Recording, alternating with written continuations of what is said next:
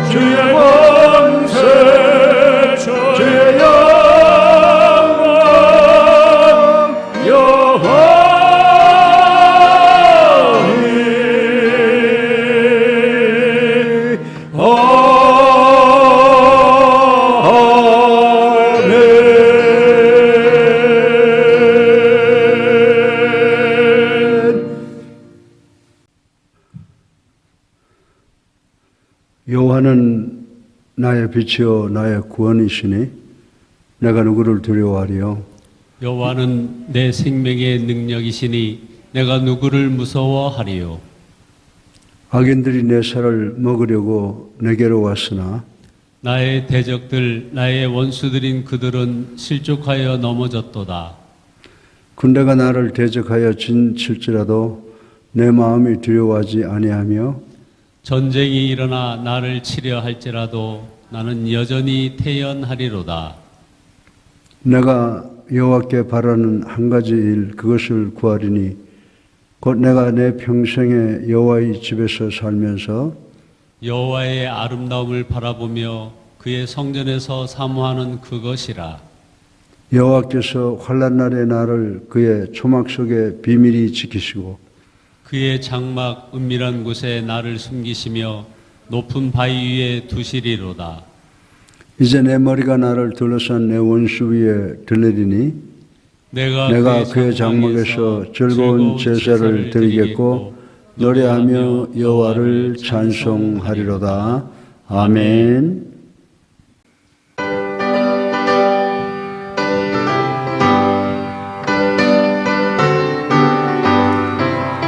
빛의 사자 들이여 어서 가서 어둠을 물리치고 주의 진리 너리는 백성에게 복음의 빛 비춰라. 빛의 사자들이여 복음의 빛 비춰라. 죄로는 넌 밝게 비춰라. 빛의 사자들이여 선한 삶을 위하여 힘을 내라.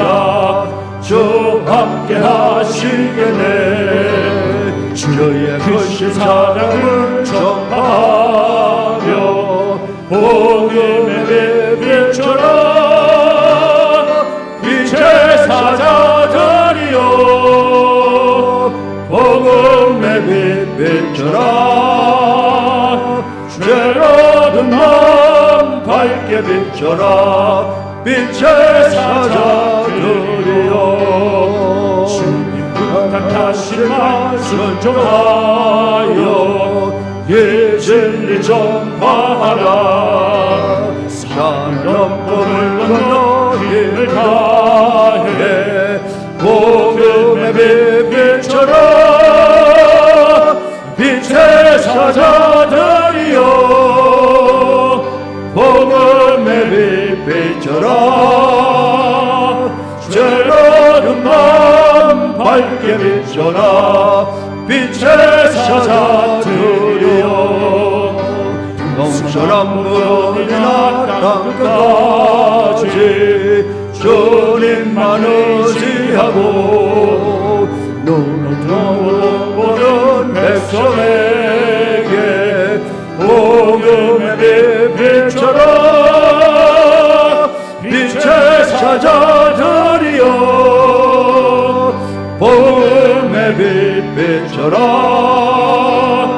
죄로는 맘 밝게 비춰라 빛의 사자들이여.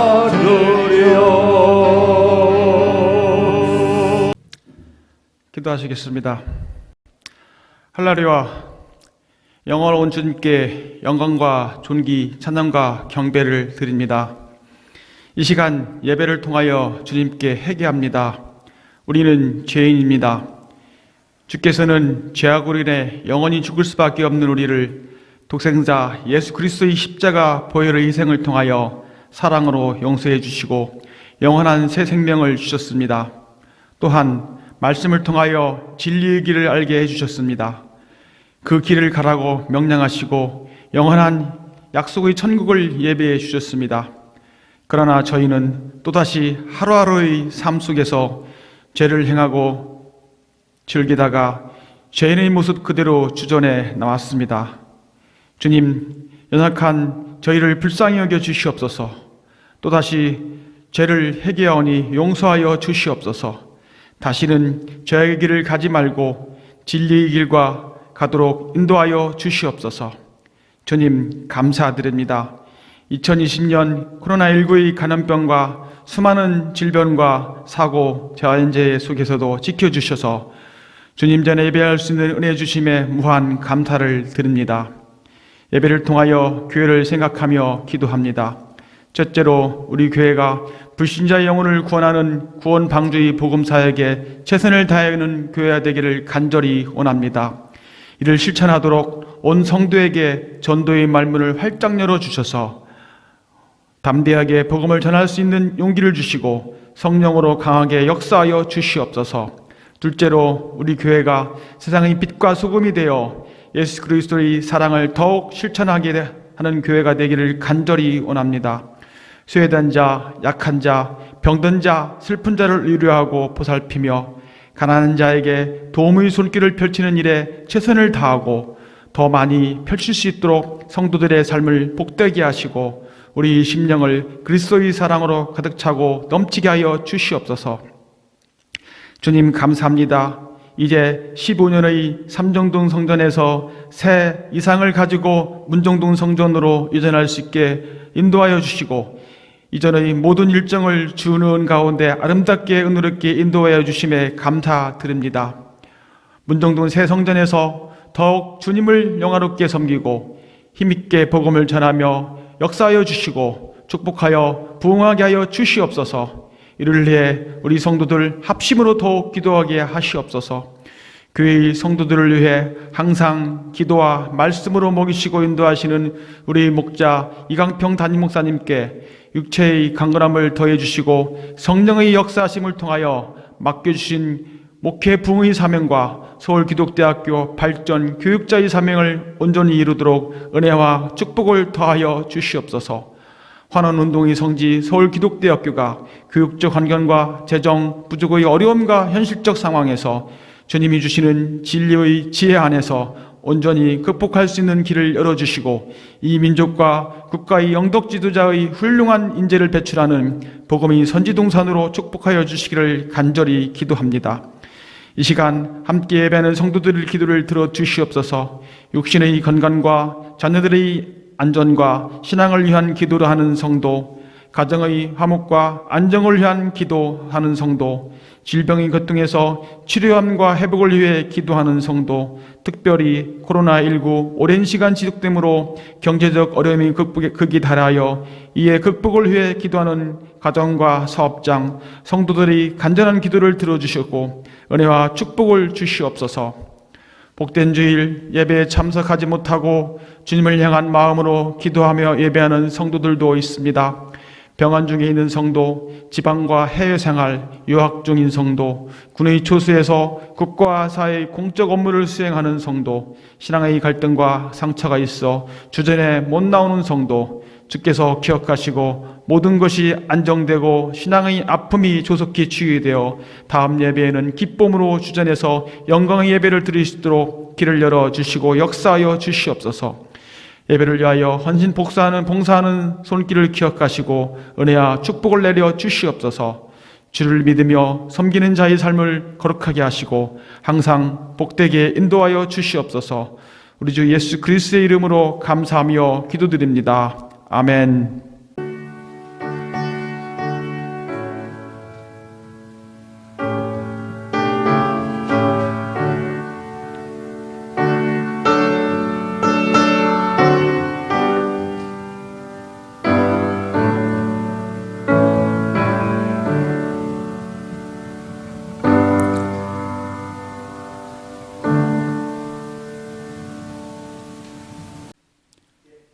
교회 소식란을 참고로 하겠습니다. 우리 교회가 이곳에 와서 이 빌딩에서 예배를 드린 지가 15년이 되었는데 이제 문정동 새 성전을 입당을 합니다. 이 건물을 헌당한다고 하는 것 여러분들 무슨 의미인지 알 것입니다. 비단 없이 이제 하나님께 바치는데 새 성전, 문정동 성전을 하나님께 드리는 이 첫 예배, 이것은 하나님의 특별하신 은혜라고 알고 정말 또 감사를 드립니다. 우리 모두가 다 감사드릴 줄로 믿습니다. 오늘은 특별히 아직까지 여러 가지 시설이 미비해서 오늘 이 첫 예배를 영상으로 드리고 있습니다.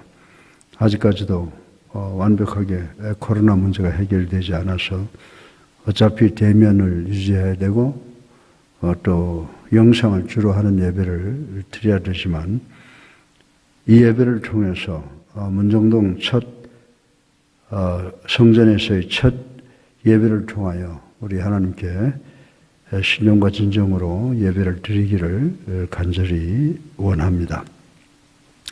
교회 부흥과 발전을 위해서 성도가 합심하여 기도하며 전도합시다 하는 말이 하나의 슬로건으로 끝나지 않게 하시고 교회 지도자들과 또 이 지역의 복음 전파를 위해서 코로나19 방역과 치료를 위해서 수고하는 국가 지도자들과 의료진들을 위하여 또 병환 중인 성도들과 어려움을 겪고 있는 이웃을 위하여 그리고 세계 도처에 퍼져 있는 우리 지교회와 또 우리 성도들을 위해서 간절한 마음으로 기도해 주시기를 부탁을 드립니다.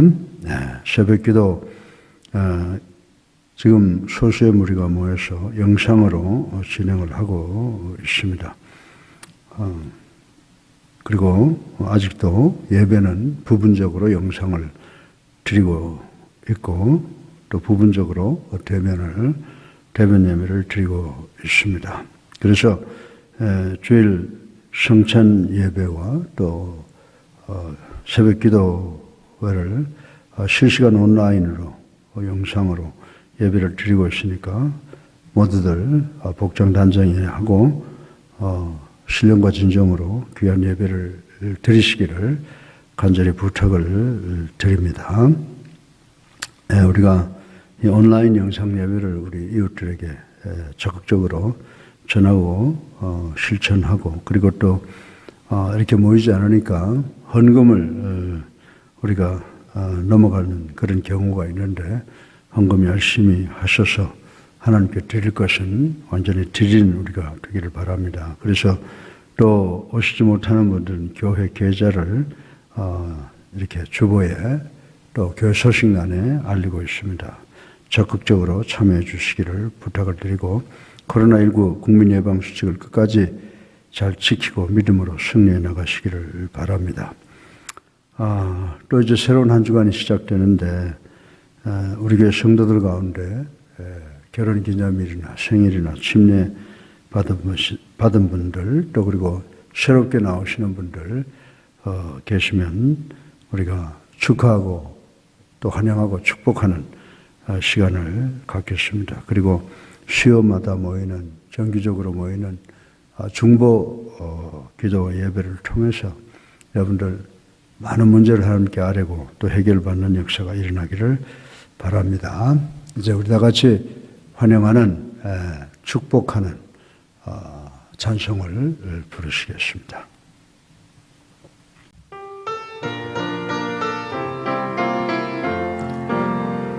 주의 사랑으로 사랑합니다. 주의 사랑으로 사랑합니다.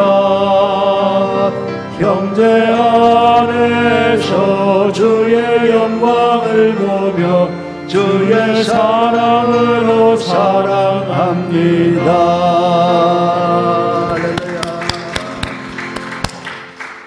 이제 우리 다 같이 그때 그 무리들 2절 하시면서 주님의 만찬을 먹고 마시는 시간을 갖겠습니다.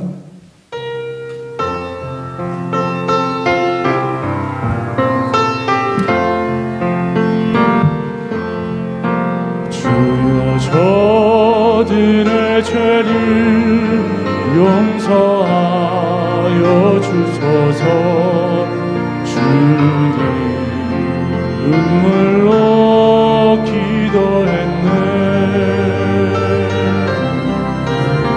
귀중한 그 법의 피 나를 위해 흘렸네. 그 피로 내 죄 씻었네.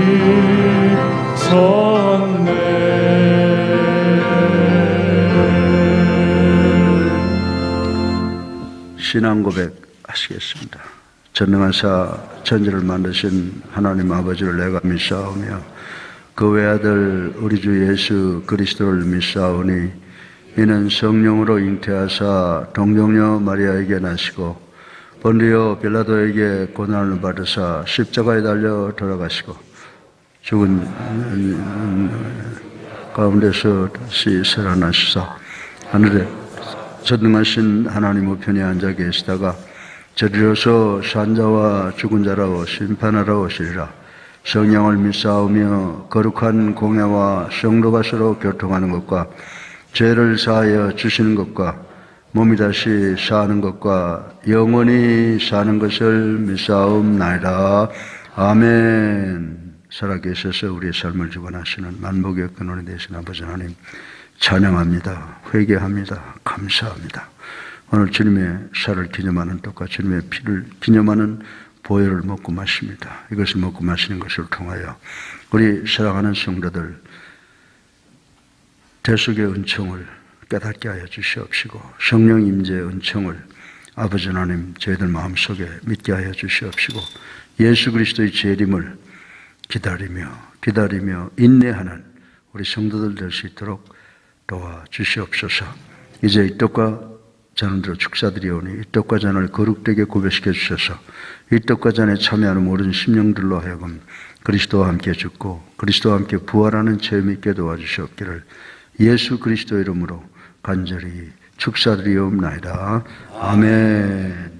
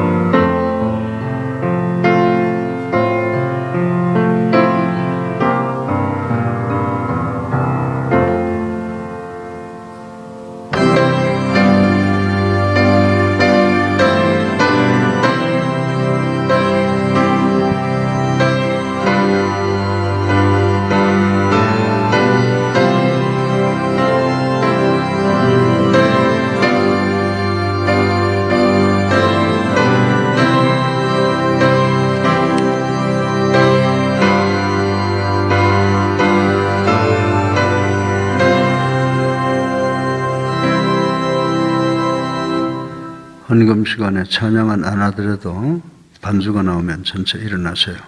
하나님께 드리는 헌물 앞에서 일어나세요. 지금 일어나세요. 살아계셔서 우리의 삶을 주관하시는 만복의 근원이 되신 아버지 하나님, 찬양과 영광과 존귀를 올립니다. 주님께서 우리를 위하여 갈보리 언덕 십자가에서 돌아가시는 것을 통해서 이 의의 옷을 입혀주시고 원죄와 잡음죄를 용서해 주신 것 감사합니다. 또 어렵고 힘든 이 상황 속에서 여기까지 인도해 주신 하나님의 그 에베네셀의 축복 감사합니다. 너무나 크고 감격해서 저희들 참으로 보잘것없는 적은 헌금을 하나님 앞에 드렸습니다. 축복해 주셔서 오병이어의 역사가 일어나게 하시고 이 헌금을 통하여 이 땅 위에 하나님의 나라가 확장되는 역사가 일어나게 하여 주시옵소서. 또한 헌금함에 손을 넣은 귀한 당신의 아들, 딸들 일일이 축복해 주셔서 먼저 질병, 이 온육으로부터 자유케 하여 주시옵시고 개인과 가정과 직장과 사업의 모든 문제가 사라지고 소원이 성취되는 복을 허락해 주시옵소서. 예수 그리스도 이름으로 감사하며 기도드렸사옵나이다. 아멘.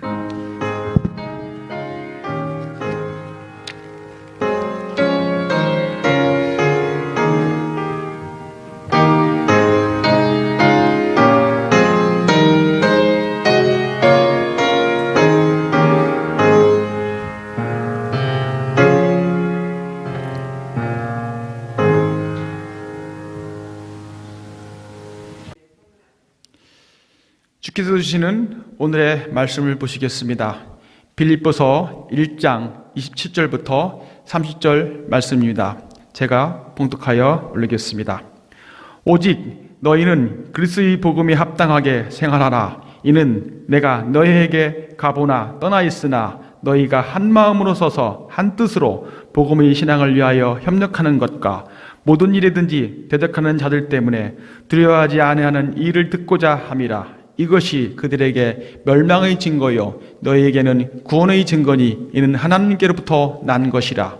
그리스도를 위하여 너희에게 은혜를 주신 것은 다만 그를 믿을 뿐 아니라 또한 그를 위하여 고난도 받게 하려 하심이라. 너희에도 그와 같이 싸움이 있으니 너희가 내 안에서 본 바요 이제도 내 안에서 듣는 바니라. 아멘.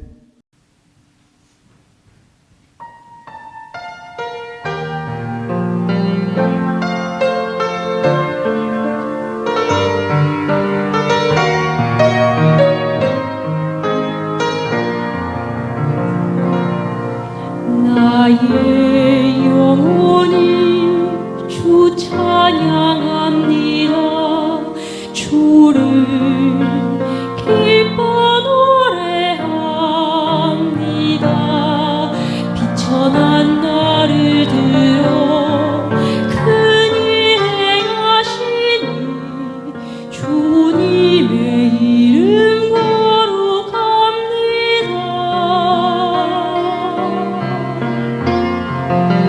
주의 은혜라 주의 은혜라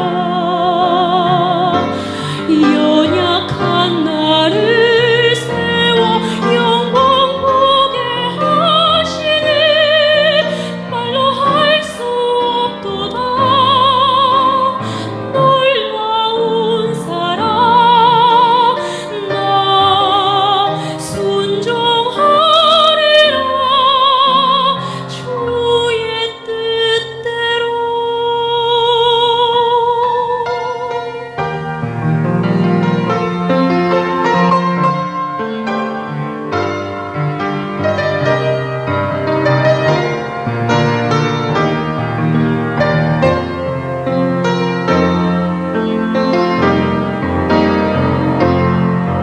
주의 자비로 날 감싸 주시니 모든 두려움 사라지네.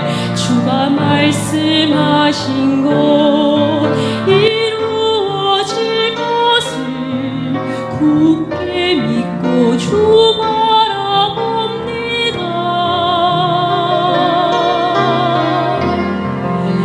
주의 은혜라 주의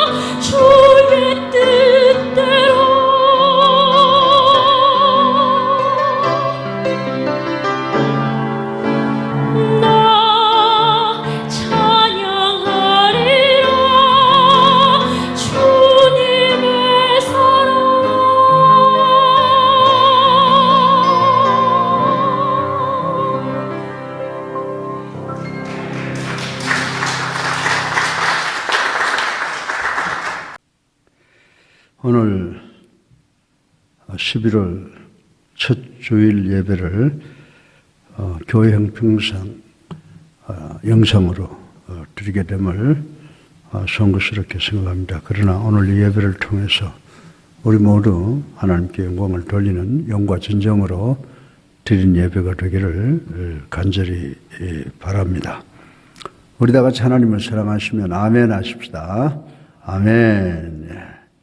어느 대학에서 신입생 오리엔테이션이 열렸답니다. 그 미팅에는 신입생들 뿐만이 아니라 재학생과 학부형과 교수님들 그리고 많은 귀빈들이 참석을 했습니다. 그런데 어느 그룹에 연세가 많은 점잖은 부인과 신입생들과 재학생들과 대화를 하고 있었습니다. 그런데 재학생 하나가 우리 학교는 그럭저럭 댕길만 한데 총장은 좀 못마땅하다라고 했습니다. 총장은 학교 행정에 능숙하지 못하고 사람들을 대하는 태도가 세련되지 못하고 문제가 많다라고 했습니다.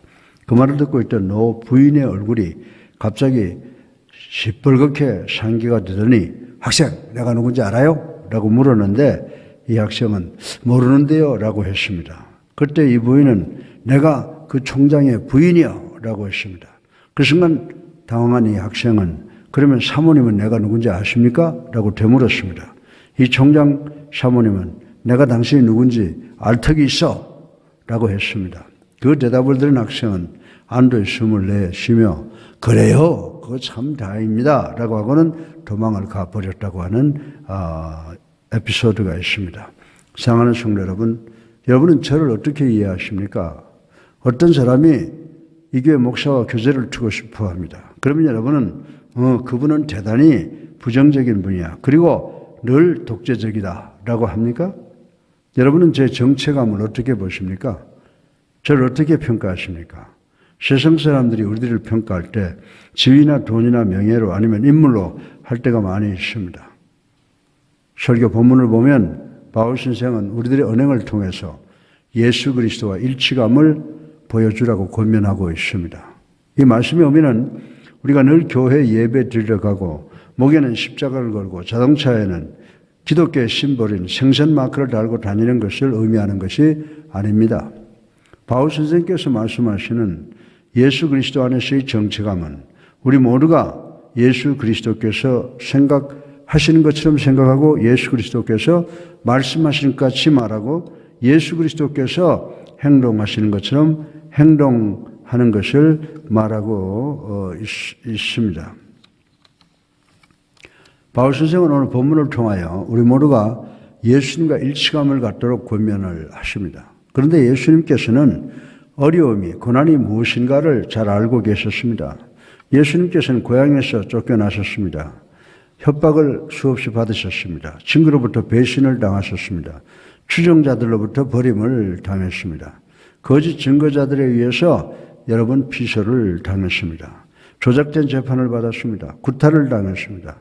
결국은 갈보리 언덕 십자가에서 사형을 당하셨습니다. 예수님께서는 고통이 무엇인가를 아셨습니다. 동시에 고통과 고난을 어떻게 하면 극복하는가에 대해서도 익히 알고 계셨습니다. 히브리서 4장 15절에 보면 우리에게 있는 대제사장은 우리의 연약함을 동정하지 못하실 리가 아니요 모든 일에 우리와 똑같이 시험을 받으신 이로되 죄는 없으시니라고 하셨습니다. 사랑하는 성도 여러분, 이 연속 설교를 잘 들으면 우리가 어떻게 고통과 고난을 잘 대면하고 효과적으로 극복하고 예수 그리스도와의 일체감, 정체감을 갖는가, 즉 승리할 수 있는가에 대한 진리들을 알 수 있게 될 것임을 믿으시기를 주님의 이름으로 축원합니다. 오늘 설교의 본론으로 고난과 고통이 난무한 불공평한 세상을 잘 살 수 있도록 필요한 위로와 힘을 얻기 위해서 우리가 예수 그리스도 안에서 그리스도와 일체감을 갖게 하는 4가지 요인을 말씀을 드리겠습니다. 오늘 설교 본론의 첫째로 여러분이 예수님과 그리스도 안에서 일체감을 느끼기 위해서 예수 그리스도와 연합이 일어나야 됨을 생각을 해 보겠습니다. 여러분이 예수 그리스도와 연합하고 그리스도 안에서 일체감을 느끼기 위해서 성령님께서 여러분을 먼저 초청하셔야 됩니다. 성경은 사탄을 가리켜서 먹이를 찾아 헤매는 허기진 사자와 같다라고 하였습니다. 먹이를 찾는 사탄을 성공하게 하는 최고의 길은 교회의 분열이라고 말씀을 드릴 수가 있습니다. 그래서 성경은 예수 그리스도께서 우리 교회의 기초가 되신다고 강조하고 또 강조하는 것입니다. 에베소서 4장 16절에 보면요. 그에게서 온몸이 각 마디를 통하여 도움을 믿음으로 연결되고 결합되어 각 지체의 분량대로 역사하여 그 몸을 자라게 하며 사랑 안에서 스스로 세우느니라고 하였습니다. 우리 교회가 갈라지고 나누어지면 구원받지 못한 사람들은 구원받지 못한 채로 그대로 버려질 가능성이 농후하다라고 하는 것입니다. 우리 교회는 환원운동을 지지합니다. 200여 년 전에 환원운동가들은 성서에는 즉 본질적인 것에는 일치를, 의견에는 자유를, 매사에는 사랑으로 하라고 권면하고 있습니다. 오래전에 미국 NBA 결승전에서 시카고 불스와 뉴욕 닉스와의 경기가 진행되고 있었습니다. 1분 8초를 남겨놓고 시카고 불스 팀의 감독이 타임아웃을 부르고 선수들을 불러 모아서 작전을 지시를 했습니다. 당시 불스 팀에서 스카리 티픈이라고 하는 선수가 최고의 선수였으므로 모든 선수는 마지막 슛은 분명히 스카리 티픈이 던질 것이라고 예상을 했습니다. 그러나 불스 팀의 감독은 우리 상대방 선수들 모두가 공이 티픈한테 갈 것으로 예상을 하고 있다. 따라서 나는 너희들에게 스카리 티픈에게 패스하는 척하면서 토니 그 코치에게 패스하기 바란다.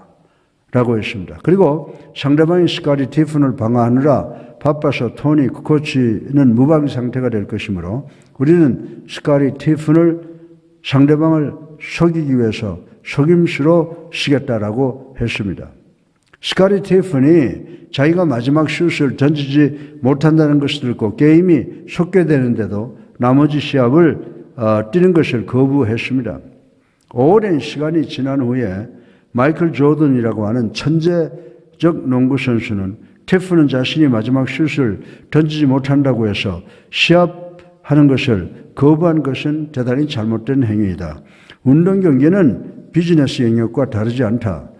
시합도 비즈니스 영역과 마찬가지로 성공이나 승리를 위해서 개인적 생각보다는 합력, 즉 팀워크가 더 중요한 것이다 라고 말을 했습니다. 얼마 전에 비즈니스 저널에서 보았는데 요즘 회사 혹은 자기가 속해 있는 기관을 위한 충성은 완전히 죽었다. 그리고 희생자들은 점점 잊혀가고 있다라고 하는 아티클이 기록된 것을 읽어본 적이 있습니다. 그러나 회사나 자기가 몸담고 있는 조직이나 기관을 위해서 충성한다고 하는 것은 자기가 몸담고 있는 회사가 자기에게 유익을 줄 것이라는 분위기와 서로 상생할 수 있다는 환경이 만들어져야 점진적으로 희생하게 된다고 했습니다. 그러나 이 분열의 문제는 이 세상의 작업 현장이나 프로 운동 경기에만 논하는 것이 아닙니다. 요즘 교회들의 주보나 혹은 월간 소식지를 읽어보면 교회의 일체감이 점점 후퇴되어 가는 것을 볼 수가 있습니다. 그리고 희생자들이 방치되는 경향을 볼 수가 있습니다. 사랑하는 성도 여러분, 교회가 일체성을 유지하는 것은 성도들이 연합하겠다는 노력이 없이는 불가능하다고 하는 것입니다. 죄인들을 그리스도께 인도해서 의인이 되게 함으로 하나님께 영광을 돌리겠다는 순종의식이 없이는 교회 정체감을 달성하기는 불가능한 것입니다. 신실한 그리스도인들은 정치, 경제, 사회적 태부와 불황 속에서 다양한 의견과 욕구가 있음에도 불구하고 우리 그리스도인들은 예수 그리스도께서 공통부모가 되신다고 이해하고 믿어야 하는 것입니다. 오늘의 현실과 우리의 법과 교회와 국가 사회의 기초는 예수 그리스도의 갈보리 십자가 밑에 세워져야 한다는 것입니다. 우리 다 같이 빌립보서 1장 27절을 함께 읽어보겠습니다. 오직 너희는 그리스도의 복음에 합당하게 생활하라. 이는 내가 너희에게 가보나 떠나 있으나 너희가 한 마음으로 서서 한 뜻으로 복음의 신앙을 위하여 협력하는 것과 아멘. 우리 교회는 한 사람처럼 우리 모두가 만족해야 되고 한 목소리를 내야 한다는 것입니다. 다시 말해서 여러분은 사탄을 대항해서 싸우기 위한 연합된 한 가지 목적을 가지고 복음 위에 굳건하게 서야 한다는 것입니다. 사랑하는 성도 여러분, 성도와 교회가 연합할 때 교회가 예수 그리스도의 간증 위에 서게 되면 강해지고 복받게 되는 것입니다. 그래서 믿지 않는 세상은 예수 그리스도의 간증을 폐기하여 땅속에 묻어버리려고 하는 것입니다. 교회가 분열할 때 이는 세상으로 하여금 예수님과 성도들을 조롱하게 하는 동기를 부여하는 것입니다. 보라, 저들의 입은 온갖 선한 말을 다 하나 우리와 다른 것은 아무것도 없다라고 합니다. 우리 모두는 건강하고 평안한 교회는 헌신적인 신실한 그리스도의 공동체임을 알 수가 있습니다. 여러분들의 삶은 지역사회에 예수 그리스도에 대한 인식을 변화시키는 데 큰 영향을 끼치게 됩니다. 따라서 성도들끼리 그리고 교회들끼리 비난과 비판은 교회 분열을 초래하게 되고 세상으로 하여금 우리를 조소하게 만들게 됩니다. 유명한 릭 워렌 목사님은 미국의 어떤 교파교회에서 있었던 일을 말을 했습니다. 어떤 목사님은 한 부부가 세례받기를 위해서 교회가 회의를 했다고 합니다. 그런데 문제는 그 교회의 세례탕이 너무 낡아서 수리 중이었다고 하는 것입니다. 그때 목사님은 이웃교회의 세례탕을 빌려 써야 되겠다고 생각을 하고 이웃교회 목사님께 전화를 했습니다. 자기 교회 세례탕이 문제가 있어서 목사님 교회 세례탕을 좀 빌려달라고 했습니다. 그 순간 그 교회 목사님이 잠시 침묵을 했습니다. 드디어 그 목사님께서 하시는 말씀이 대단히 죄송합니다. 우리 교회는 우리 교회와 경쟁 관계에 있는 교회에게 교회 시설을 빌려주지 않기로 합의를 했습니다. 라고 했다고 하는 것입니다.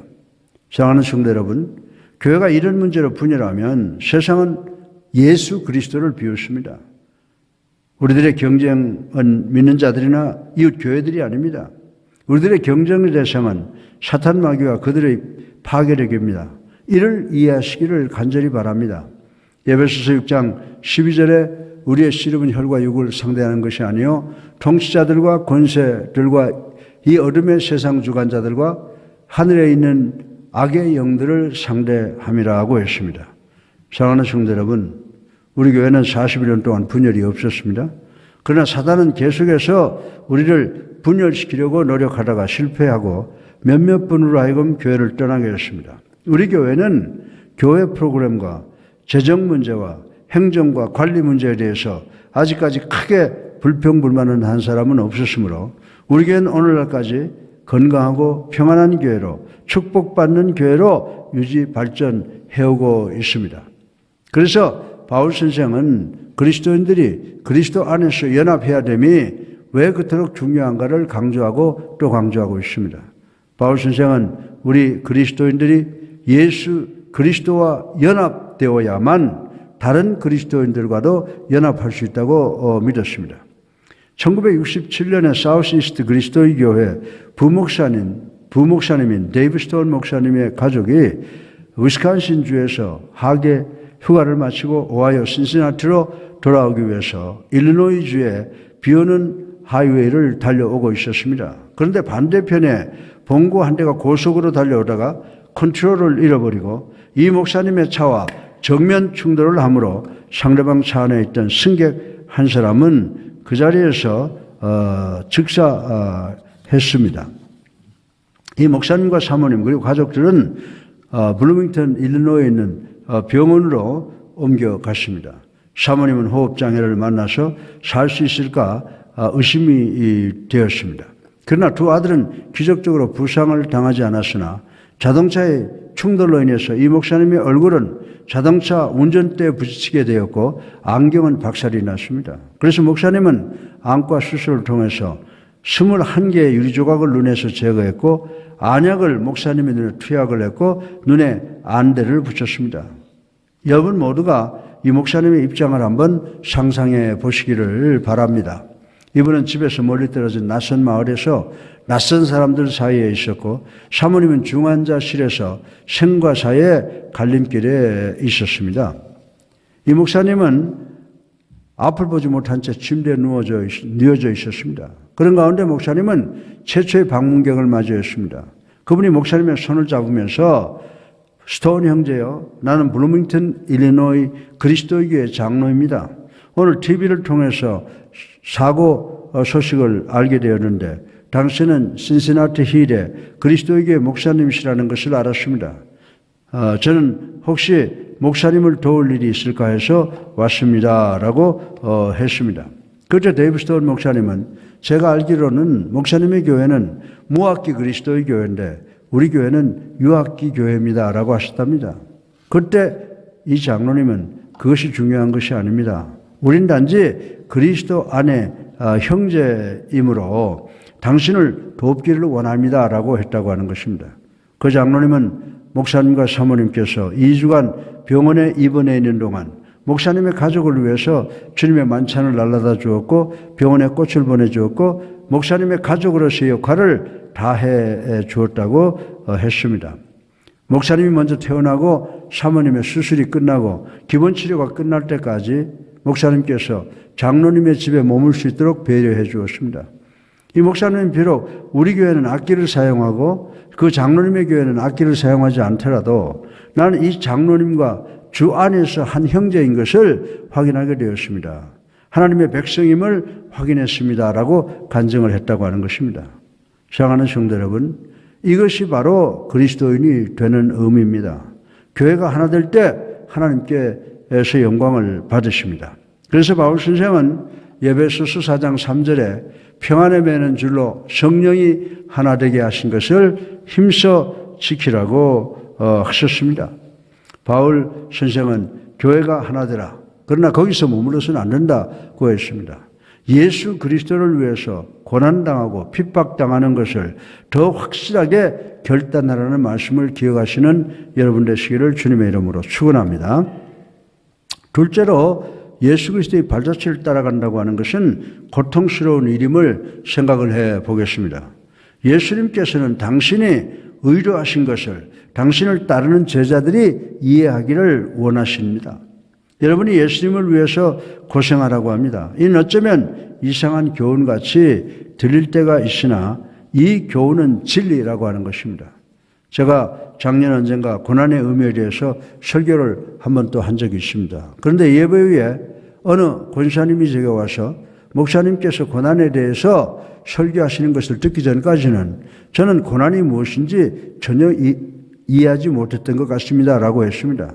저는 그 부인의 의도가 무엇인지 알 것 같습니다. 바울 선생은 예수 그리스도를 위하여 고생하는 것을 부끄러워하지 않았습니다. 바울은 하나님께서 자신이 예수 그리스도를 위해서 고난당할 만한 사람이라는 것을 인정하는 것을 기뻐했습니다. 예수 그리스도께서는 당신의 제자들에게 절대로 장밋빛 같은 길을 약속하지 않았습니다. 그러나 예수님께서는 십자가의 고난을 약속하셨습니다. 바울 선생은 초대교회 성도들이 무엇을 기대해야 되는가에 대하여 대단히 민감했습니다. 바울 선생은 빌립보서 1장 28절로 29절을 통해서 이런 말씀을 했습니다. 우리 다 같이 빌립보서 1장 28절로 29절을 읽어보겠습니다. 무슨 일에든지 대적하는 자들 때문에 두려워하지 아니하는 일을 돕고자 함이라. 이것이 그들에게는 멸망의 증거요 너희에게는 구원의 증거니 이는 하나님께로부터 난 것이라. 그리스도를 위하여 너희에게 은혜를 주신 것은 다만 그를 믿을 뿐 아니라 또한 그를 위하여 고난도 받게 하려 하심이라. 아멘. 아멘이죠. 사랑하는 성도 여러분, 우리들은 예수님을 위하여 받은 물리적, 육체적 고난은 대단히 적습니다. 그러나 우리는 예수님을 위하여 혈과 육이 아니라 영적 전쟁을 해야 될 때가 많이 있다고 하는 것을 부인할 수가 없습니다. 그리고 영적 문제에 대하여 우리는 깊은 관심을 가져야 됩니다. 예수님께서는 마가복음 8장 34절을 통해서 누구든지 나를 따라오려거든 자기를 부인하고 자기 십자가를 지고 나를 따를 것이니라고 했습니다. 우린 예수님을 위하여 고생하는 것이 무엇인지 잘 모릅니다. 우린 자동차가 고장이 나고 핸드폰에 배터리가 나가고 너무 바빠서 전심과 저녁을 거르는 것, 그리고 불편한 정도가 고생이라고 생각할 때가 많이 있습니다. 그러나 예수님께서 말씀하시는 십자가는 때로는 순교까지도 의미하는 것인 줄로 믿으시기를 주님의 이름으로 축원합니다. 19세기 말에 W.I. 더글라스라고 하는 구두 제조업의 최고의 권위자 한 분이 계셨습니다. 이분은 오랫동안 취직을 못해서 그가 가지고 있던 돈이 바닥이나 5불 정도밖에 남아있질 않았습니다. 그럼에도 불구하고 이분은 5불의 절반, 2불 30센트를 교회에 헌금함에 넣었습니다. 다음날 이웃 마을에 일자리가 하나 나왔다는 신문 광고를 보게 되었습니다. 그런데 그 마을까지의 기차 요금이 바로 5불이었습니다. 불사 2불 30센트를 그냥 가지고 있었으면 좋았을 걸 그랬다라고 후회를 하게 되었습니다. 그러나 이분은 2불 30센트만큼의 티켓을 샀고 나머지 거리는 걸어가겠다고 마음을 먹었습니다. 그런데 이 사람이 자기가 가야 되는 곳에 중간쯤 되는 마을역에서 내려 역사를 나가자마자 그 역전 오른편 구두 제조 회사에서 사람을 채용한다는 광고가 붙어 있는 것을 보게 되었습니다. 그래서 그가 목적한 곳을 갈 필요가 없게 되었습니다. 1시간도 채 안 되어 그는 직업을 얻게 되었고 그가 애당초 가려고 했던 그 마을에서 받을 수 있는 보수보다 일주일에 5불이나 더 받게 되었습니다. 그러나 2불 30센트를 헌금한 그 헌금 때문에 구두 제조업계에 제1위가 되는 축복을 받은 것을 볼 수가 있습니다. 이 사람은 헌금하고 고생하겠다고 결심했지만 하나님께서는 그에게 고생보다 더 큰 축복을 주셨습니다. 우리는 고생의 개념을 이해하기가 대단히 어렵습니다. 더욱이 우리 그리스도인을 위해서 십자가를 지는 고생을 한다는 그리스도를 위해서 십자가를 지는 고생을 한다는 것을 이해하기는 더욱더 어렵습니다. 우리는 예수 그리스도를 위해서 고생하는 것을 즐거워하지 않습니다. 대부분의 그리스도인들은 예수 그리스도의 이름을 위해서 용감하게 일어서야 될 경우에 예수 그리스도를 위해서 위험을 당하게 될 경우에 용감하게 일어서지 못하는 이유와 경우가 많이 있습니다. 그것은 바로 주변으로부터 받을 손가락질과 수모가 부끄러워서일 것입니다. 이런 경우에는 방해를 어려움을 피하려고 침묵을 지키는 것이 훨씬 쉽습니다. 어떤 사람이 통계를 보니까 95%의 자동차 사고는 자기 집 5마일 안에서 일어난다는 보고를 읽은 적이 있습니다. 그래서 그는 5마일 밖에 있는 집을 사서 이사를 갔다고 하는 이야기를 들었습니다. 여러분은 이렇게 해서 교통사고를 피할 수 있었는지 모르겠습니다. 이사 갈 수가 있습니다. 도망갈 수가 있습니다. 눈을 감아버릴 수가 있습니다. 그러나 사실은 불행은 선택적이지만 어려움은 필연적이라는 사실을 우리가 알아야 된다라고 하는 것입니다. 사도 바울 선생은 빌립보 교회를 위해서 편지를 쓴 동기가 있었습니다. 여러분들은 바울 선생이 이 편지를 감옥 안에서 손과 발에 착고를 차고 간수들에게 감시를 받으면서 썼다는 것을 기억하셔야 됩니다. 빌립보서 1장 29절로 30절을 보면 그리스도를 위하여 너에게 은혜를 주신 것은 다만 그를 믿을 뿐만 아니라 또한 그를 위하여 고난도 받게 하려 하심이라. 너에게도 그와 같은 싸움이 있으니 너희가 내 안에서 본 바요 이제도 내 안에서 듣는 바니라고 말씀을 했습니다. 사도 바울 선생은 초대교회 성도들에게 그리스도를 위해서 고생하라고 도전을 하고 있습니다. 초대교회 성도들은 바울 선생은 당신이 설교한 대로 실천하는 사람이라고 하는 것을 알았습니다. 그러면 바울 선생이 그리스도를 위해서 당하는 고난을 참을 수가 있는 이유가 무엇입니까? 왜냐하면 예수님께서 바울 선생의 모델 본보기가 되셨기 때문입니다. 사랑하는 성도 여러분, 빌립보서의 내용이 우리에게 주는 의미는 천둥 번개와 같은 삶의 고통은 인간의 외면적 삶에 의한 것이 아니라고 하는 것입니다. 그래서 이 편지는 예루살렘 궁전에서 쓴 것이 아니라 감옥 안에서 고통과 고난 가운데 쓰여진 것입니다. 빌립보서 4장 1절로 12절에 보면 바울 선생은 내가 궁핍함으로 말하는 것이 아니라 어떠한 형편에서든지 나는 자족하기를 배웠노니 나는 비천에 처할 줄도 알고 풍부에 처할 줄도 알아. 모든 일 곧 배부름과 배고픔과 풍부와 궁핍에도 처할 줄 아는 일체의 비결을 배웠노라 라고 말씀했습니다. 여러분이 예수님과 연합하기를 원하신다면 여러분은 먼저 주님과 하나가 되어야 하고 주님과 하나 되기 위해서는 주님을 위해서 고난당하기를 기뻐해야 되는 줄로 믿으시기를 주님의 이름으로 축원합니다. 세 번째로 예수님과 같은 정체성을 갖기 위한 방법은 예수님처럼 행동해야 됨을 생각해 보겠습니다. 예수님은 우리의 믿음의 모델 표본입니다. 어느 교회 목사님이 당신의 교회 성도들에게 무엇을 하든지 먼저 예수님께서 현재 이곳에 계시면 어떻게 생각하고 어떻게 하실까를 먼저 생각해 보라고 도전을 했습니다. 그 후에 그 교회 성도들의 삶이 크게 변화되었다고 하는 평가가 있습니다. 왜냐하면 그 교회 성도들이 일생일 때 처음으로 그리스도께서 자신들에게 원하는 것이 무엇이냐를 생각했기 때문이라고 했습니다. 베드로전서 2장 21절에 보면 이를 위하여 너희가 부르심을 받았으니 그리스도도 너희를 위하여 고난을 받으사 너희에게 본을 끼쳐 그 자취를 따라오게 하려 하셨느니라. 아멘. 이 의미는 예수님같이 행동하라. 왜냐하면 예수님께서 여러분을 위해 사셨기 때문이다 라고 하는 의미를 내포하고 있습니다. 그러나 바울 선생은 빌립보서 2장 3절로 4절을 통하여 아무 일에든지 다툼이나 허용으로 하지 말고 오직 겸손한 마음으로 각각 자기보다 남을 낫게 여기고 각각 자기 일을 돌보는 대로 또한 각각 다른 사람들의 일을 돌아보아 나의 기쁨을 충만하게 하라. 아멘. 예. 그러시면서 여기에 두 가지 조언을 하신 것을 볼 수가 있습니다. 첫 번째 조언은 여러분 모두는 겸손하라는 것입니다. 겸손은 필수품입니다. 우리들이 사는 문화는 긍지의 문화입니다. 자긍심이 너무 강합니다. 우리들은 주변에다가 나는 적어도 이런 면에 대해서는 자신감을 갖고 있습니다 라고 합니다. 그런데 겸손은 대단히 이상한 특성을 가지고 있습니다. 여러분이 나는 겸손하다라고 생각하는 그 순간부터 여러분은 겸손한 것이 아닙니다. 저는 제 삶 전체를 통해서 겸손해지기를 위해서 노력을 합니다. 제가 고등학교 때의 일이었습니다.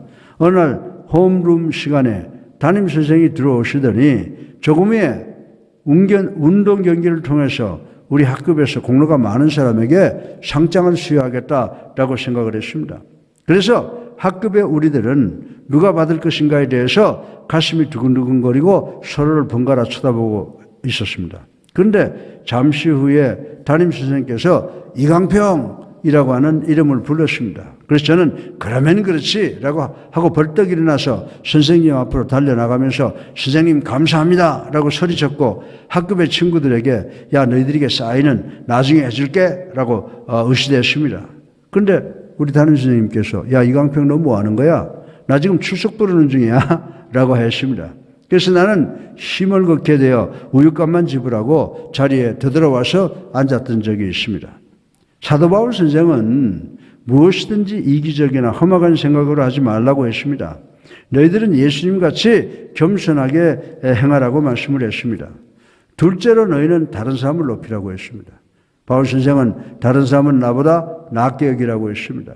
내 자신의 유익을 굳지 말고 다른 사람들의 필요에 대해서 관심을 가지라고 했습니다. 우리는 이 고난에 대한 연속 설교에서 어떻게 고난을 핸들하는가를 생각해 보겠습니다. 자신의 아픔을 피하는 자는 다른 사람의 어려움을 도와주기는 어렵습니다. 여기 예수님께서 우리 죄를 대속하기 위해서 우리가 상상할 수 없는 고난과 고통의 십자가 길을 선택하시고 십자가를 지셨습니다. 예수님께서는 십자가 위에서 온갖 고통과 고난을 타당하시면서 다른 사람을 먼저 배려하셨습니다. 예수님께서 십자가 위에서 십자가 밑을 내려다보시는 순간 당신의 육친의 어머니와 사랑하는 제자 요한이 있는 것을 보았습니다. 그래서 우리 주님께서 제자 요한에게 내 어머니를 돌봐다오라고 부탁을 하셨습니다. 예수님께서 당신이 고난을 당하고 계시면서도 다른 사람을 배려하시는 모습을 이렇게 보여주셨습니다. 사랑하는 성도 여러분, 오늘날 우리가 사는 세상 속에는 너희가 잘 살고 출세하기 위해서 누구의 머리든지 밟을 수 있다면 밟아라, 밟고 올라가라 라고 합니다. 그러나 이런 메시지는 우리 그리스도께서 주시는 메시지와는 완전히 다른 메시지라고 저는 말씀을 드릴 수가 있습니다.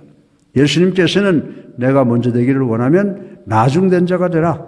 내가 부자가 되기를 원하면 먼저 주는 자가 되어라. 내가 유명해지기를 원하면 낮아져라. 내가 살기를 원하면 먼저 죽어라. 라고 우리들에게 메시지를 주시고 계십니다. 높이 올라가려면 먼저 바닥에 서야 된다는 논리를 가르쳐 주고 있습니다. 사랑하는 성도 여러분, 우리들은 이 모든 것의 순서를 거꾸로 이해하고 있습니다. 우리는 성공하기 위해서 사다리를 타고 올라가는 것만으로 생각을 합니다. 그러나 하나님께서는 우리로 하여금 사다리를 내려가게 하는 것입니다. 하늘나라에는 종의 자리보다 더 높은 자리는 없습니다. 우리나라에서는 부자가 되는 이야기를 대단히 즐겨합니다. 부자가 되는 방법은 열심히 땀 흘려 일해서든가 아니면 복권을 사든가 아니면 상속을 받아서 되는 것입니다. 사람들은 없는 자가 성공해서 부자가 되는 스토리를 대단히 좋아합니다. 그러나 바울 선생은 빌립보서를 통해서 부자가 되는 스토리보다 더 중요한 말씀을 하시고 계십니다. 부유하신 분이 가난하게 되는 말씀을 하고 계십니다. 그분은 하나님의 아들 예수 그리스도이십니다. 예수 그리스도 이분은 세상의 완벽한 희생제물이 되셔서 세상의 모든 사람이 그분을 믿으면 영생을 얻게 되는 줄 믿으시기를 주님의 이름으로 축원합니다. 네 번째로 마지막으로 우리가 그리스도와 일치감, 즉 정체감을 갖기 위해서는 예수님처럼 생각하는 것임을 생각을 해보겠습니다. 우리 다 같이 빌립보서 2장 5절을 읽어보겠습니다. 너희 안에 이 마음을 품으라 곧 그리스도 예수의 마음이니. 아멘. 그리고 빌립보서 2장 6절로 8절을 계속해서 읽어보면요. 그는 근본 하나님의 본체시나 하나님과 동등됨을 취할 것으로 여기지 아니하시고 오히려 자기를 비어 조기의 형체를 가지사 사람들과 같이 되셨고 사람의 모양으로 나타나사 자기를 낮추시고 죽기까지 복종하셨으니 곧 십자가의 죽음이시라. 아멘. 예. 바울 선생은 예수님을 하나님이시라고 선언했습니다. 예수님은 부사장이 아니십니다. 예수님은 제2의 동업자가 아니셨습니다. 예수님은 하나님 아버지와 동등하신 분이십니다. 그러나 예수님은 이 세상에 종으로 오시기 위해서 당신의 모든 지위와 소유를 포기하신 것을 볼 수가 있습니다. 예수님께서는 하늘나라의 영광스러운 멸관의 보석을 갈보리 십자가와 대못과 십자가의 대못과 바꾸셨습니다. 요한은 말씀이 육신되어 우리 안에 사셨다라고 했습니다. 사랑하는 성도 여러분, 우리가 예수 그리스도와 같이 생각해야 된다면 예수님은 어떻게 생각하십니까? 예수님은 복종하는 마음을 가지셨습니다. 그래서 예수님께서는 마태복음 26장 39절에 내 아버지여 만일 할 만하시거든 이 잔을 내게서 지나가게 하옵소서. 그러나 나의 원대로 마옵시고 아버지의 원대로 하옵소서라고 간절히 기도하셨습니다. 이 의미는 예수님께서 나는 하나님께서 원하시는 일을 하겠습니다. 죽는 일이 일어나도 말입니다. 라고 하신 것입니다. 예수님께서는 내가 원하는 대로가 아닙니다. 아버지 당신의 뜻입니다. 라고 했습니다. 이 기도가 예수님의 순종, 복종의 태도를 나타내고 있는 것입니다. 종의 도를 가져오게 되었습니다. 그리고 예수님은 종의 도를 갖고 계셨습니다. 예수님께서는 계속해서 당신이 아니라 남을 높이려고 노력하셨습니다. 예수님은 종의 본질과 본능을 택하셨습니다. 그래서 주님께서 이 세상에 부유하신 자가 가난하게 오신 것입니다. 또한 예수님은 희생의 도를 갖고 계셨습니다. 자신의 생명이 요구된다 해도 남을 위하는 태도를 갖고 계셨습니다. 그래서 예수님의 무조건적 사랑은 어떤 어려움과 고난이라도 대면하실 수가 있었습니다. 이것이 관계가 절단되고 고난을 당하고 더 나아가서 십자가를 지는 고통이라도 예수님께서는 상관하지 않으셨습니다. 사랑하는 성도 여러분, 왜냐하면 구원이 언제나 해답이 아니기 때문입니다. 구원자가 해답인 줄로 믿으시기를 주님의 이름으로 축원합니다. 여러분이 여러분의 지도자 예수 그리스도와 하나 되기를 원하면 여러분의 삶의 태도를 통해서 예수님을 완벽하게 기쁘시게 해야 됩니다. 여러분이 여러분의 삶을 통하여 이 목적을 성취하게 되면 여러분이 예수 그리스도와 하나가 되는 것을, 즉 예수 그리스도의 정체성을 공유하는 것에 성공하게 되고 예수님과 세상과의 싸움에서 승리하신 것처럼 승리할 줄 믿으시기를 주님의 이름으로 축원합니다. 오늘의 결론을 말씀드리겠습니다. 저는 사무엘하 23장에 나타나는 스토리를 대단히 귀하게 생각합니다. 다윗이 왕위에 있을 때 블레셋 군대가 베들레헴을 완전히 포위하고 있을 때가 있었습니다. 그때 다윗 왕은 새 충신과 함께 베들레헴 성 밖에 있었습니다. 그때 다윗 왕은 새 친구에게 위대한 전사인 그들에게 유명한 베들레헴의 그 음물을 마셔봤으면 좋겠다라고 지나가는 이야기로 했습니다. 그러나 다윗 왕은 그것은 불가능한 것을 알았습니다. 왜냐하면 적군인 블레셋 군대가 베들레헴을 포위하고 있었기 때문이었습니다. 그때 이 세 전사는 적군의 포위망을 뚫고 베들레헴에 가서 물을 떠다가 왕에게 드림으로 다윗의 그 간절한 바람을 풀어주자고 결의를 했습니다. 그 세 전사는 적군의 포위망을 뚫고 가서 천신만고 끝에 그 물을 가져다가 다윗 왕에게 바쳤습니다. 사랑하는 성도 여러분, 이때 다윗 왕의 반응이 무엇인지 아십니까? 다윗 왕은 물병을 들었습니다. 그리고 물병의 그 귀한 물을 땅에 부어버렸습니다. 뭔지 아십니까? 다윗은 나는 이 물을 마시기를 거부한다. 이는 세 사람의 생명과 같은 피가 아닌가. 난 마시지 않겠다라고 했습니다. 다윗 왕에게 이것은 물이 아니고 피였다고 하는 것입니다. 여러분들은 그 왕과 신하들을 보면서 그들 넷은 완전히 하나가 되어 있는 것을 볼 수가 있을 것입니다. 우리 모두도 예수 그리스도 안에서 한 정체감을 갖기 위해서 우리 주님과 하나가 되어야 함을 명심하시기를 주님의 이름으로 축원합니다. 사랑하는 성도 여러분, 여러분은 어떻습니까? 여러분은 만왕의 왕이신 예수 그리스도께 속해 계십니까? 예수 그리스도와 일체감을 갖고 계십니까?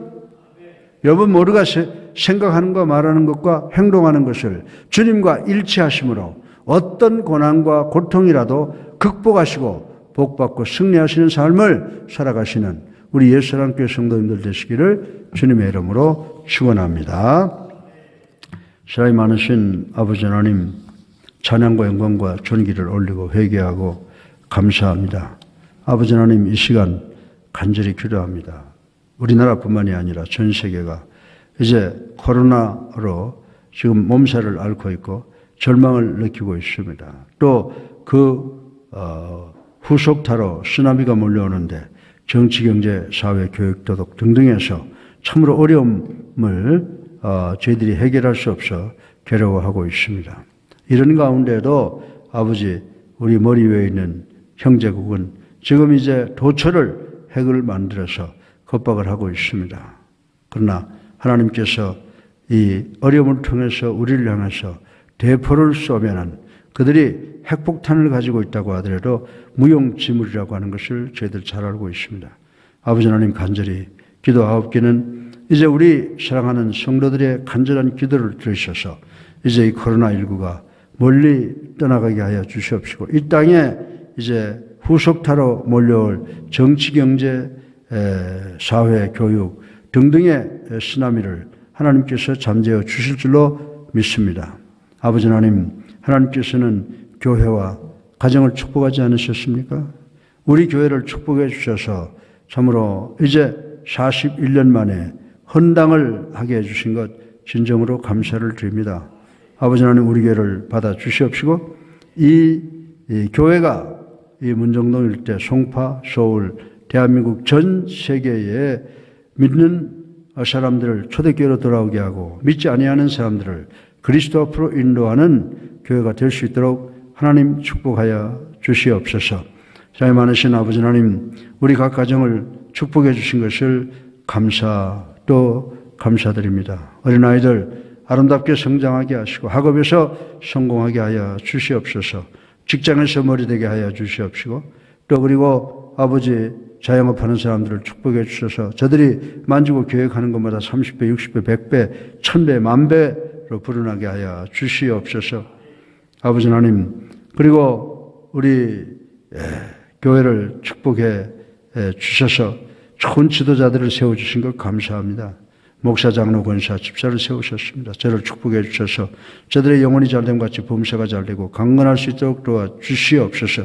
그래야 저들이 우리 성도들의 천국 순례의 길에서 저들을 섬기며 저들을 인도하는 귀한 역할을 감당하게 하시고 우리 모두가 다 아버지 하나님 축복받아서 구원을 완성시키는 그런 교회가 될 수 있도록 하나님 축복하여 주시옵소서. 저희 많으신 아버지 하나님 간절히 기도합니다. 감사드립니다. 우리 교회 하나님께서 교육기관과 선교기관, 구역, 찬양대, 찬양팀, 앙상블을 주셨습니다. 아버지 하나님 또한 선교사들을 이제 세계 도처에 파송시켜서 하나님의 말씀을 전하게 하셨습니다. 이제 우리 모두가 이런 노력을 통해서 구원을 완성시킬 수 있도록 도와주시고 예수 그리스도께서 재림하실 때까지 끝까지 버티는 교회가 되게 하여 주시옵소서. 사랑이 많으신 아버지 하나님, 우리 서울기독대학교 마지막에 있는데 하나님께서 도와주셔서 사탄 물러가게 할 줄로 믿습니다. 아버지 하나님, 우리 서울기독대학교 하나님께 큰 영광 돌리는 학교가 될 수 있도록 도와주시고 우리 성도들 가운데 병들어 고통당하는 자들 물리치게 하시고 우리 교회가 이제 앞으로 계속해서 아버지 복음을 전하는 것을 통하여 하나님과 함께 동행하는 시온의 대로가 우리 모두에게 일어나게 하여 주시옵기를 예수 그리스도 이름으로 감사하며 기도드렸사옵나이다. 아멘. 이제 우리 다 같이 일어나셔서 초대 찬송 주님 내가 여기 있사오니 부르신 후에 축도로 오늘 예배를 폐하겠습니다.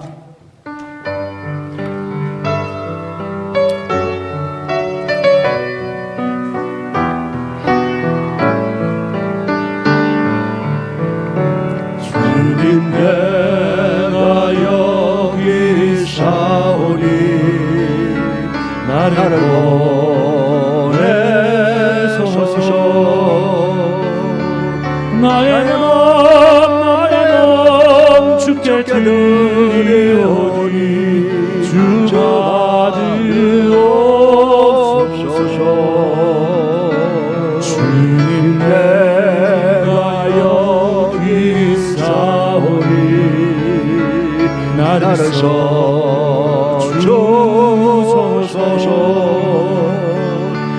하지만 모두 다 주께 드리오니 주 받으옵소서.